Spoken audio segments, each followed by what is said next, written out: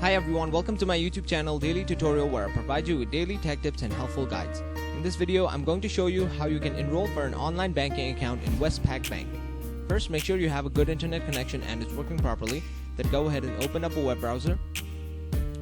On the search bar, type in westpac.com.au. Press enter.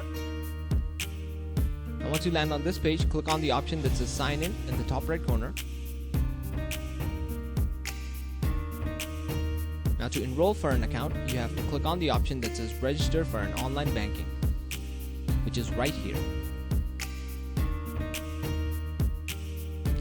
Now, once you land on this page, type in your credit or debit card number here, your first name here, your last name here, and then choose your date of birth, and then click on next.